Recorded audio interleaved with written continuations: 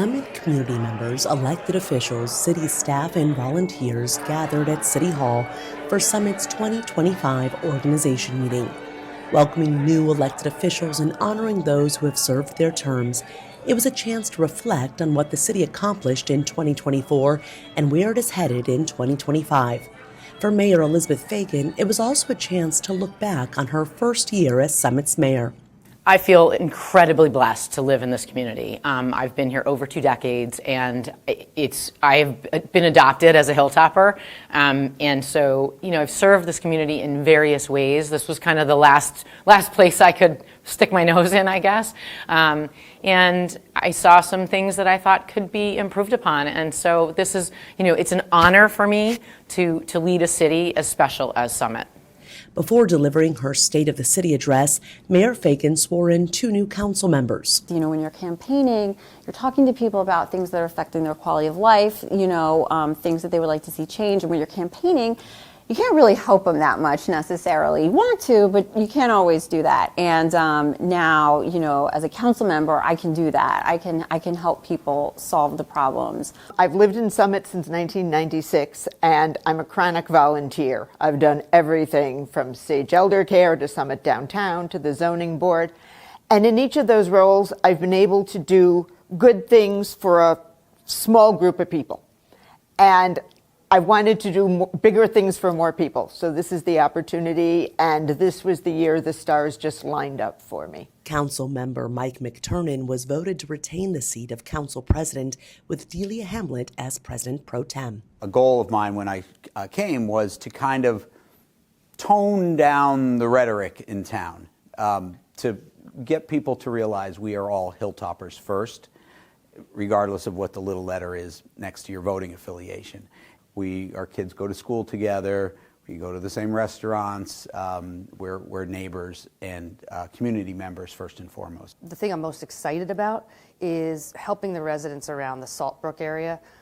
There's a stream bank that has eroded to the point where each individual homeowner can't fix their piece of that stream.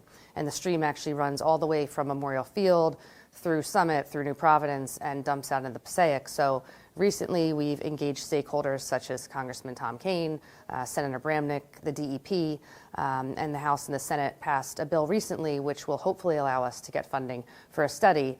And that's really what I'm just super passionate about, and I'm working daily on that, so very excited about that. The State of the City highlighted accomplishments from the past year, a reduction in property crime, successful efforts to find homes or jobs for several individuals experiencing homelessness, and creating a culture of transparency at City Hall. Well, I'm on safety again, and I want to finish the mission. I think we made great strides this year in reducing crime in a number of areas, and I want to continue that in my last year. So whether that's installing cameras in parks, pedestrian safety, I'd like to see additional police officers.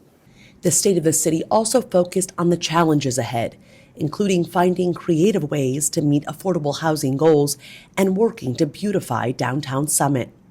What I'm most interested in this year, and this may sound boring to some people, is digging into our Round 4 affordable housing obligations and how we're going to accomplish that.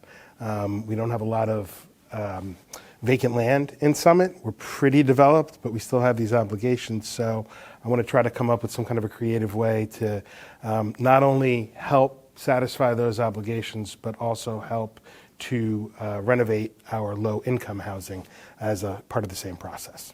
Our tree wells need to be really cleaned up. We have gum all over our streets. Really need to focus on really beautifying our downtown and making sure that it's the Summit that we all love and know. Leah Griffith was awarded Volunteer of the Year for decades of service to various organizations, and Tammy Baldwin, who has been the city's CFO for 5 years, was appointed as the new city administrator. It was a night to come together and celebrate a city that more than 22,000 people are proud to call home. This year has been an incredible year of growth and positivity, and I feel like we've accomplished so much in 2024. And at the end of the day, I'm just looking forward to continuing the growth and the progress that we've made in 2025.